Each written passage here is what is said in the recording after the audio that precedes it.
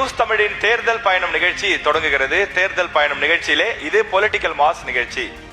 தேர்தல் பயணம், தேர்தல் பயணம், தேர்தல் பயணம், நியூஸ் தமிழ்.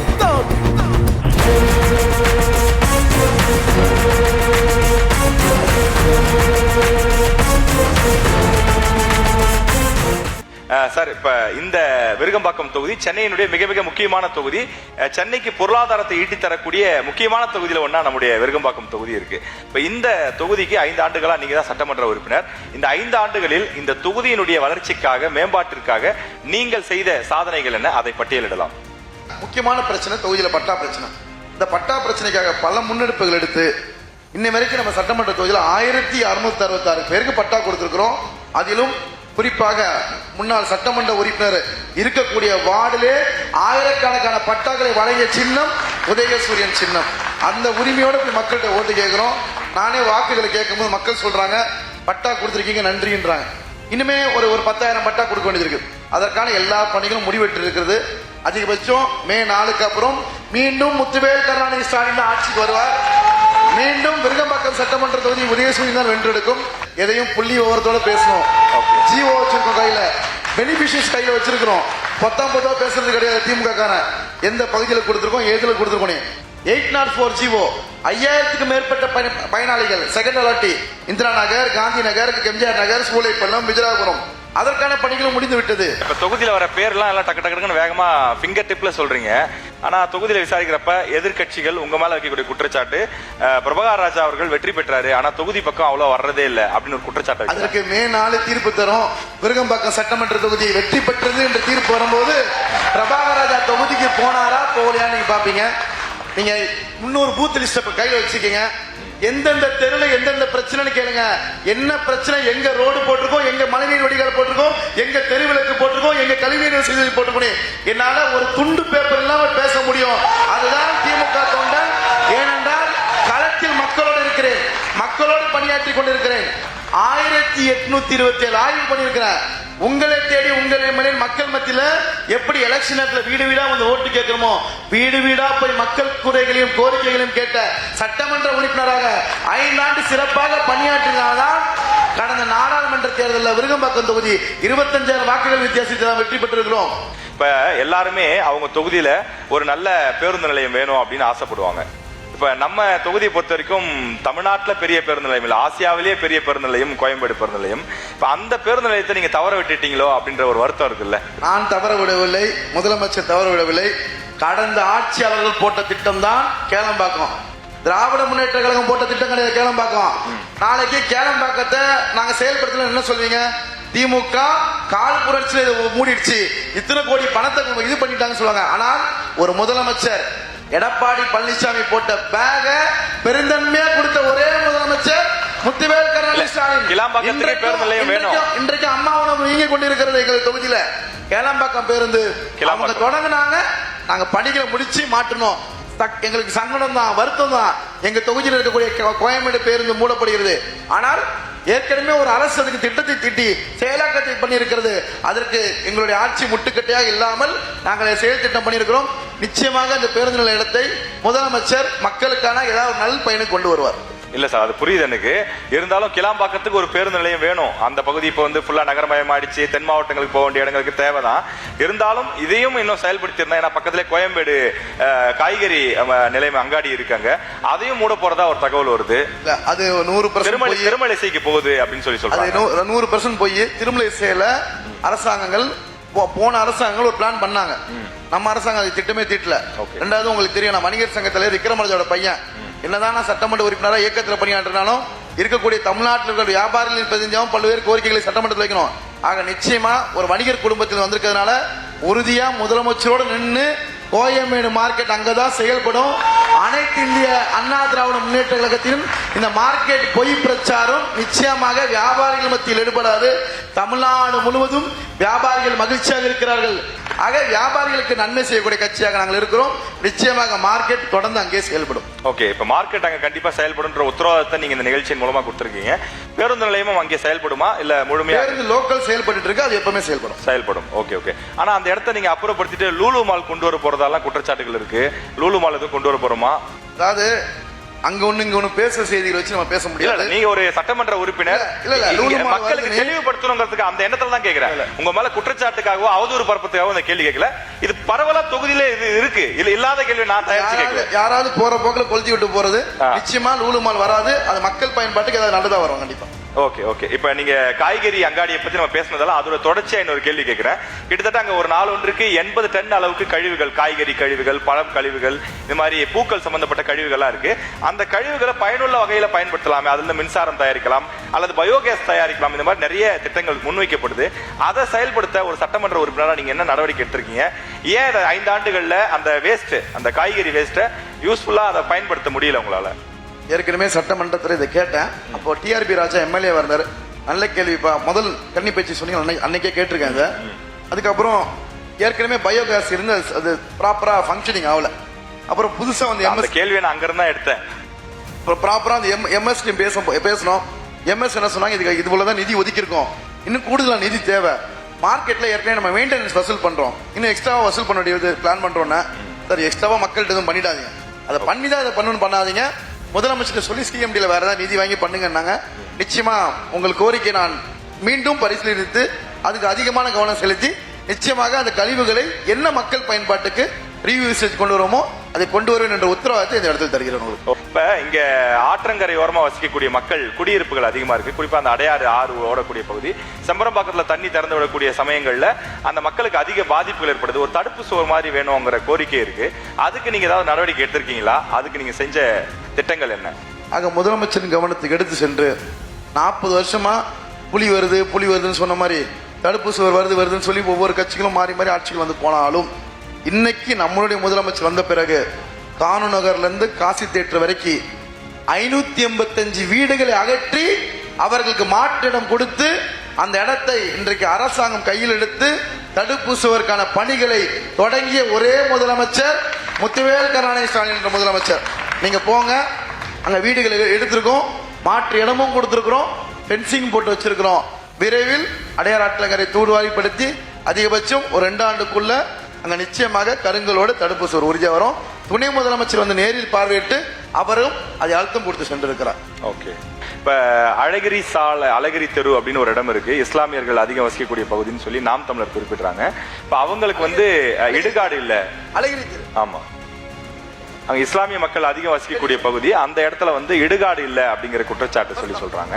அதற்கு சட்டமன்ற உறுப்பினரா நீங்க என்ன வாக்குறுதி கொடுக்க விரும்புறீங்க? இஸ்லாமியர்களுடைய நீண்ட நாள் கோரிக்கை தொகுதியில கபஸ்தானம் வேண்டும் என்று. ஒரு வருத்தமான விஷயம், நம்மளுடைய சட்டமன்ற தொகுதியில இளைஞர்கள் விளையாடுறதுக்கு ஒரு கிரவுண்டு கூட கிடையாது. ஆகவேதான் இப்ப நம்ம இங்க இருக்கீங்க, இந்த அருணாச்சல ரோட்ல போங்க, அம்மா உணவு இருக்கும், அதுக்கு பக்கத்துல ஒரு இடம் குப்பையா கிடந்தது. அதை ஒரு கணக்கில் எடுத்து பேட்மிண்டன் போர்டு கொடுத்தேன். ஏவி மஸ்டா கிட்ட ஒரு பார்க்கு பின்னாடி ஒரு கபடி கிரவுண்ட் கட்டி கொடுத்தேன். பீரான் ஸ்ட்ரீட்டு கிட்ட underarm cricket, volleyball, shuttle, basketball 4-in-1 court ஒன்று ரெடி பண்ணி வச்சிருக்கேன். ஏன்னா என்னோட தொகுதியில என்னோட இளைஞர்களுக்கு கிரவுண்ட் இல்லையன்ற வருத்தம் இருக்கு. இங்க எல்லாமே கோயில் சொத்துக்கள் தான், அரசாங்கத்தோட பெரிய சொத்துக்கள் எதுவும் கிடையாது. ஆகவே அவர்களுக்கு கபஸ்தான இடம் கொடுக்க வேண்டும் என்று ஒரு நியாயமான கோரிக்கை. நெசப்பாக்கம் இடுகாடு பக்கத்தில் மெட்ரோ இடம் இருக்கிறது. அதற்கு கீழே சென்னையினுடைய ஒரு 6 சட்டமன்ற தொகுதிகளுக்கு போகக்கூடிய ராட்சஸ் குழாய் இருக்கு. இந்த மாதிரி நடுவில் இருக்கு அந்த குழாய். அந்த குழாயை எடுத்து தள்ளி போட்டு தான் கொடுக்கணும். அந்த குழாயை எடுத்து தள்ளி போடுறதுனா ஒட்டுமொத்த சென்னையின் தண்ணீர் பாதிப்பு இருக்கு. இதுதான் ஃபைனலா நம்ம அந்த பிரச்சனையில நின்றுட்டு இருக்கு. மாண்புமிகு அமைச்சரின் கவனத்துக்கு எடுத்துட்டு போயிருக்கோம், துறையின் அதிகாரிகள் கவனத்துக்கு எடுத்துட்டு போயிருக்கோம். நிச்சயமாக முதலமைச்சரின் கவனத்துக்கு எடுத்துட்டு போயிட்டு எம்ஜிஆர் நகருடைய மசூதிகளுடைய கவஸ்தான பிரச்சனை மட்டுமல்ல, 23 மசூதிகளுடைய கவஸ்தான பிரச்சனை அது நிச்சயமா துணை முதலமைச்சரும் முதலமைச்சர் கவனத்துக்கு எடுத்துட்டு போய் அந்த கவஸ்தான பிரச்சனைக்கு நிரந்தர தீர்வு கிடைக்கும் என்பதை தங்கள் ஊடகம் வழியாக தெரிவித்துக் கொள்கிறேன். நன்றி நன்றிண்ணே. இந்த கேள்வி நான் வேகமா கேட்டுறேன். என்ன அப்படின்னா, இப்போ உங்களை எதிர்த்து பல்வேறு கட்சிகள் இந்த தொகுதியில போட்டிடுறாங்க. நீங்க தான் சட்டமன்ற உறுப்பினர் தான், உங்களை எதிர்த்து தான் போட்டிடுறாங்க. இப்ப விஜய் கட்சியில நிறைய பேர், தமிழக வெற்றி கழகம் நிறைய தொகுதியில போட்டியிட்டாலும் கூட இந்த தொகுதியில போட்டியிடக்கூடிய அந்த வேட்பாளர் கவனிக்கக்கூடிய ஒரு வேட்பாளர் அப்படின்னு சொல்லி அந்த கட்சியில பேசுறாங்க. ஏன்னா அவர் வந்து விஜய் அவருடைய ஓட்டுநர், இல்ல பிசினஸ் பார்ட்னர், இந்த மாதிரிலாம் பல வடிவங்கள்ல பேர்கள் சொல்லப்படுது. அவர் உங்களுக்கு ரொம்ப டஃப் கொடுக்கறதாகவும் அவர் வந்து இளைஞர்கள் ஓட்டெல்லாம் அவர் வாங்கிடுவாரு, அதனால வந்து அவர் வந்து பெரிய லெவல்ல வந்து பிரபாகர் ராஜாவுக்கு டஃப் கொடுக்குறாரு அப்படின்னு சொல்றாங்க. நீங்க எப்படி பாக்குறீங்க? நான் இந்த சட்டமன்ற தேர்தல் எப்படி நினைக்கிறேன்னா, நான் எதிரில் இருக்க களத்தில் இருக்கக்கூடிய எதிரிகளை அவங்க வந்து ரொம்ப லேசா நினைக்கிறது இல்லை. எதிரிகளை பலம் வாய்ந்த எதிரிகள் தான் நினைக்கிறோம். 3 கட்சியுமே, அனைத்து இந்த அண்ணா திராவிட முன்னேற்ற கழகம் இருந்தாலும் சரி, நாம் தமிழர் இருந்தாலும், தாவக இருந்தாலும். ஆனால் நான் எதை டஃப் நினைக்கிறேன்னா, கடந்த முறை திராவிட முன்னேற்ற கழகம் 18,300 வாக்குகள் வித்தியாசப்பட்டிருக்கு. ஆக பிரபாகர் ராஜா விசஸ் பிரபாகர் ராஜா அதிகமான வாக்குகளை வாங்க வேண்டும். அந்த 18,000 வாக்குகளை பிரேக் பண்ணும். அதை தான் நான் டஃப் நினைக்கிறேன். நானும் 37 வயசா நான் கிளம்ப கிடையாது. நான் எங்க கூட இளைஞர்கள் பட்டாளம் இருக்கிறாங்க, இளம் தங்கைகள் இருக்கிறாங்க. ஒரு சின்ன உதாரணம் சொல்றேன். ஒரு மோகத்துல இளைஞர்கள் அந்த பக்கம் இன்னைக்கு இருக்கலாம். நான் பிரச்சாரம் போயிட்டே இருக்கேன், கூப்பிடுவேன். கரெக்டா ஃபேஸ் பார்த்தா மணி 18 வயசு பஸ் போடுறான்னு கேட்பேன். ஆமான்னு. மணி எதுக்குமா போட போற அப்படின்னு கேட்பேன். அந்த பொண்ணு சிரிக்கும். அப்போ முதலமைச்சரோட திட்டங்களை சொல்லுவேன். இந்த பஸ் ஃப்ரீ இதெல்லாம் இல்லை, நான் முதல்வன், லேப்டாப் ஸ்கீமு, காலை உணவு திட்டம். காலை உணவு திட்டங்களுக்கு வந்து ஓட்டு போட போறாங்களா? கிடையாது. அப்ப இந்த மாதிரி திட்டங்களை அந்த குழந்தைகிட்ட சொல்லி பேசும்போது இளைஞர்கள்கிட்ட அவங்க அடுத்த செகண்டே சாரி நாங்க தப்பா நினைச்சிட்டோம், இளைஞர்களுக்காக செய்யக்கூடிய ஒரே தலைவர் முத்துவேல் கருணாநிதி ஸ்டாலின் தான். 10ல் 8 பேர். ஒரு 2 பேர் மூர்க்கத்தனமா இல்ல நாங்க அவரோட ஃபேன், அவர் வரட்டும் அப்படின்னு. அந்த 2 பேர்ல ஒருத்தரை நான் பார்த்தேன். நீங்க எல்லாருக்கும் துண்டு போட்டே வரீங்க. ஒரு பையன் சொல்றான், சார் நான் டிவிக்கே அப்படின்னு சொன்னாப்ல. அந்த வீடியோ கட் பண்ணி டிவிக்கு வைரல் பண்ணி பார்த்தாங்க. நாங்க திரும்ப ஃபுல் வீடியோ போட்டோம். அந்த வீடியோ ஃபுல்லா பாருங்க. கடைசியில் ஸ்டாலின் அங்கிள் சூப்பர் அந்த பையனே சொல்லிட்டான். அப்படிங்களா? ஆமா. சரி, ஓகே. நான் அந்த முழு வீடியோ பார்க்க முயற்சி பண்றேன். அந்த வீடியோ உங்களுக்கு வாட்ஸ்அப்ல அனுப்பிச்சிக்கிறேன். இப்போ நம்ம தம்பிங்களை அனுப்ப சொல்றேன். அந்த வீடியோல ஃபுல்லா பாருங்க. துண்டு போட்டதுக்கு அப்புறம் ஸ்டாலின் அங்கிள் தான் பெஸ்ட் அவன் சொல்லிட்டான். இந்த தொகுதி மக்கள் ஏன் மீண்டும் உங்களுக்கு வாக்களிக்க வேண்டும்? மீண்டும் இந்த தொகுதியினுடைய சட்டமன்ற உறுப்பினரானால் இந்த தொகுதியின் வளர்ச்சிக்கு நீங்கள் என்னவெல்லாம் செய்ய காத்திருக்கிறீர்கள்? இன்னைக்கு பிரபாகர் ராஜா வெற்றி பெற்றால்தான் மாண்புமிகு முத்துவேல் கருணாநிதி ஸ்டாலின் தமிழ்நாட்டின் முதலமைச்சராக வருவார். ஆக பிரபாகர் ராஜா வெற்றி அல்ல, இங்க நிற்பவர் முத்துவேல் கருணாநிதி ஸ்டாலின் தான் விருகம்பாக்கம் சட்டமன்ற தொகுதியில் இருக்கிறார். அவருடைய வெற்றி முக்கியம். ஏன்னா உங்களுக்கு தெரியும், நம்ம தமிழ்நாட்டில் இந்துக்கள்கிட்ட ஒரு கலாச்சாரம் இருக்கும். ஒரு ஐயனார் சாமின்னு வாங்க, ஊர் எல்லையை பாதுகாக்கணும். இன்னைக்கு தமிழ்நாட்டின் எல்லை சாமியா இருக்கவர் நம்மளுடைய முதலமைச்சர். அவர் வெற்றி பெற வேண்டும். அவர் வெற்றி பெறணும், ஆட்டோமேட்டிக்கா பிரபாகர் வெற்றி பெற்றாக வேண்டும். நாம் தமிழர் கட்சியின் சார்பில் போட்டியிடக்கூடிய வேட்பாளர் சந்தோஷ் அவர்கள் வந்திருக்கின்றார். அவரை வருக வருக என்று அன்புடன் வரவேற்கின்றோம். சார், உங்களுடைய வருகைக்கு மிக்க நன்றி. இந்த விருகம்பாக்கம் தொகுதியோடைய இந்த விருகம்பாக்கத்தில் நிறைய பிரச்சனைகள் இருக்கு. இங்க இருக்கக்கூடிய டாப் 3 பிரச்சனைகள், இந்த 3 பிரச்சனை தான் சார் இங்க இருக்கிறதுலே மிக மிக முக்கியமான பிரச்சனை. அப்படின்னா எந்த பிரச்சனையை சொல்வீங்க? அந்த பிரச்சனைக்கு உங்களிடம் இருக்கக்கூடிய தீர்வு என்ன? முதல் பிரச்சனை அப்படின்னு சொன்னோம்னா, இந்த மக்களுக்கு தீர்க்கப்படாத பிரச்சனை, காலங்காலமா இங்க குடியிருந்துட்டு வரக்கூடிய விருகம்பாக்கம் மக்களுக்கு பட்டா இல்ல. போன முறை எம்எல்ஏ ஆன தற்போதைய எம்எல்ஏ என்ன சொன்னார்னா, வீடு இங்கே பட்டா எங்கே அப்படின்னு ஒரு கோஷத்தை முன் வச்சு அவர் வந்து எம்எல்ஏ ஆனாரு. மக்கள் அவரை நம்பி ஓட்டு போட்டாங்க. ஆனா இன்னைக்கு அவங்க கேட்கறாங்க, வீடு இங்கே பட்டா எங்கே, எங்க எம்எல்ஏ எங்கே அப்படின்னு கேட்டு நிக்கிறாங்க. ஏன்னா எம்எல்ஏ தொகுதி பக்கமே வரல. இப்பதான் ஒரு 10 நாளா உள்ள வந்திருக்கிறாரு பரப்புரை செய்யறதுக்காக. 5 வருஷமா அவர் இங்கதானே இருக்கிறாரு. இங்கதானே இங்கதான் இருக்கிறாரு அப்படின்னா ஒரு நிகழ்வுல தான் பார்க்க முடியுமே தவிர தொகுதியில எங்கேயும் மக்களுக்காக வந்து நிக்கல. அப்ப இன்னும் அந்த மக்களுக்கான பட்டா பிரச்சனை தீர்க்கப்படாம இருக்கு.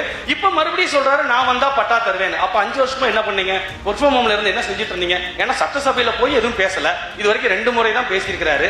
2 முறையும் அவர் சார்ந்த வணிகர் சங்கத்துக்கு தான் பேசியிருக்காரு தவிர மக்களோட பிரச்சனை பத்தி பட்டா சார்ந்த விஷயத்துக்கும் பேசியிருக்காரு. முதல் பேச்சு கன்னி பேச்சிலேயே முதல் பேச்சுல பேசினார், 2வது பேச்சுல வணிகர் சங்கத்துக்காக பேசினாரு. அப்ப இந்த மக்களுக்கு நான் பட்டா தருவேன்னு சொல்லி எம்எல்ஏ ஆனவர் இன்னமும் பட்டா கொடுக்கல. போற இடத்துல மக்கள் கண்ணீர் வடிக்கிறாங்க. என்னுடைய முதல் தீர்வா அந்த மக்களுக்கான பட்டா வழங்குதல் தான் என்னுடைய முதல் தீர்வா இருக்கு. அடுத்தது, இந்த பகுதியில இப்ப சென்னை வந்து தலைநகரமா இருக்கு தமிழ்நாட்டுக்கு. சென்னையோட சாராய தலைநகரம் இந்த விருகம்பாக்கம் இருந்துட்டு இருக்கு. 24 மணி நேரம் சீர்கட்டு ஓடிட்டு இருக்கு இந்த டாஸ்மாக் கடைகள். 24 மணி நேரம் செயல்படுது. இந்த அருணாச்சலம் சாலையில் இருக்கக்கூடிய டாஸ்மாக் ஆகட்டும், இங்க ஸ்கூலப்பள்ளத்துல இருக்கக்கூடிய டாஸ்மாக் ஆகட்டும், 24 மணி நேரம். பிரபா ஒயின் ஷாப் இப்ப இல்ல க்ளோஸ் பண்ணிட்டாங்கல்ல. பிரபா ஒயின் ஷாப், அதாவது இவங்க எல்லாமே இப்ப வந்து 24 மணி நேரம் செயல்படுது. இந்த ஆட்சியாளர்களுக்கு இது தெரியாம நடக்குது அப்படின்னு நான் சொன்னேன்னா நான் ஒரு குழந்தைன்னு தான் சொல்லுவேன். இல்ல, நீங்க டாஸ்மாக் இந்த சாராயம் சம்பந்தப்பட்ட பிரச்சனைகள் இருக்குன்னு சொல்றீங்க. ஆனா திமுக வேட்பாளர் பிரபாகர் ராஜா சொல்றாரு, நான் 6 டாஸ்மாக் கடைகளை மூடி இருக்கேன்னு சொல்லி அவர் சொல்றாரு.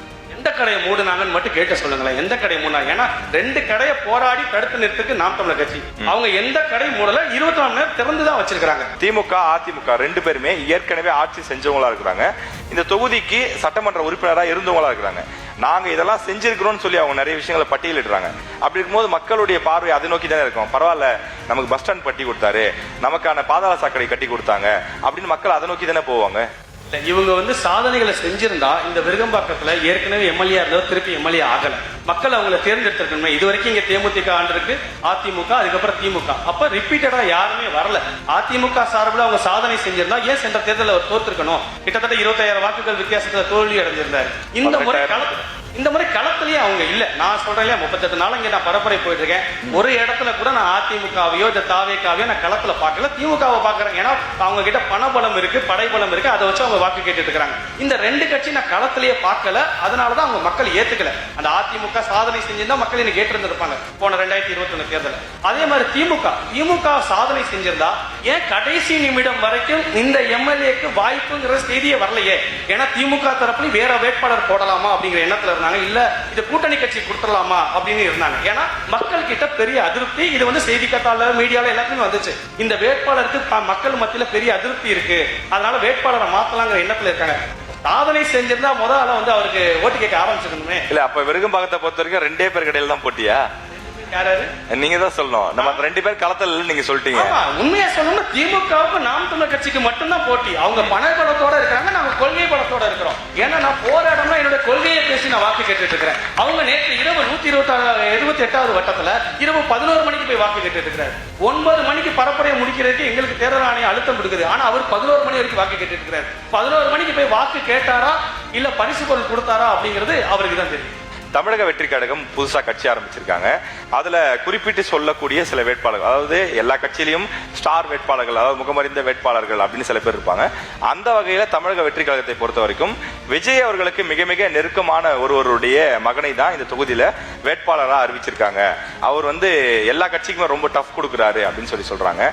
அது மட்டும் இல்லாம இன்னொரு விஷயமும் சொல்றாங்க. நாம் தமிழர் கட்சிக்கான ஓட்டு வங்கி அப்படிங்கிறது என்ன அப்படின்னா, அந்த வாக்கு வங்கி வந்து பெரும்பாலும் இளைஞர்கள் தான். 18 வயசுல இருந்து 35 வயசு வரைக்கும் இருக்கக்கூடியவர்கள் தான் அதிகமா நாம் தமிழர் கட்சிக்கு ஓட்டு போடுறாங்க அப்படிங்கிற ஒரு விஷயமும் இருக்கு. ஆனா இப்ப விஜய் வந்ததுக்கு அப்புறம் அந்த இளைஞர்கள் ஓட்டெல்லாம் விஜய்க்கு போயிடும் அப்படின்னு சொல்ற ஒரு குற்றச்சாட்டும் இருக்கு.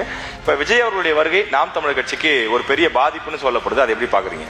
பாதிப்பே கிடையாது. விஜய் அவர்களுடைய வருகை வந்து எங்களுக்கு வந்து மிகப்பெரிய பலம். ஏன் சொல்றேன்னா, ஒரு நல்ல பொருளோட அருமை எப்ப தெரியும்னா, பக்கத்துல ஒரு மோசமான பொருள் இருக்கும் போது இதோட அருமை தெரியும். அப்படித்தான் இன்னைக்கு மக்கள் பாக்குறாங்க. கொள்கை உள்ள கட்சி எது, கொள்கை இல்லாத கட்சி எதுங்கிறது இன்னைக்கு தெரியுது. இன்னைக்கு எங்களோட ஆட்சி செயற்பாட்டு வரைவை இன்னைக்கு காலையில நான் ஒரு குடியிருப்பு நலச்சங்கத்துக்கு போய் பேசுறேன். அங்க இருக்கக்கூடிய பொதுமக்கள் அத்தனை பேர் இதை சிலாகிச்சு பேசுறாங்க. உங்களோட ஆட்சி செயல்பாட்டு வரைவு அருமையா இருக்கு. இதை பார்க்க வச்சது யாருன்னா, கொள்கை இல்லாத ஒரு கட்சி வரும்போதுதான் எங்க இருக்க கொள்கைன்னு தேடி. நீங்க எப்படி அவங்க கொள்கை இல்லாத கட்சின்னு சொல்ல முடியும்? கொள்கை இருக்கு அவங்க கிட்ட. விசில் அடிக்கிறது தவிர இப்ப நான் போறேன், நான் வாக்கு தேர்தல் வாக்குறுதி கூட 2 நாள் முன்னாடி கொடுத்திருக்காங்க. தேர்தல் வாக்குறுதி எங்களுடைய செயற்பாட்டு வரைவுல இன்னும் மற்ற கட்சியோட செயல்பாட்டு வரையில காப்பி அடிச்சு எப்படி கொடியை காப்பி அடிச்சாங்களோ அது மாதிரி பண்ணிருக்காங்க. அதை நம்ம கொள்கையை நம்ம ஏத்துக்க முடியாது. கொடியை உங்க கொடியை தான் காப்பி அடிச்சாங்கன்றீங்களா? அப்புறம் வேற எங்க எடுத்தாங்க? அதாவது கொடி மட்டும் இல்ல, அவங்களோட எல்லா வேலையும் எங்களோட இதுல இருந்து காப்பி அடிச்சிருக்காங்க. அண்ணன் சீமான் சொல்லுவார் மாதிரி எங்களுடைய எச்சில தான் பல பேர் கட்சி நடத்திட்டு இருக்காங்க அண்ணன் சொல்லுவார். அதுதான் நடந்துட்டு இருக்கு. அதனால அதை விட்டுறலாம்.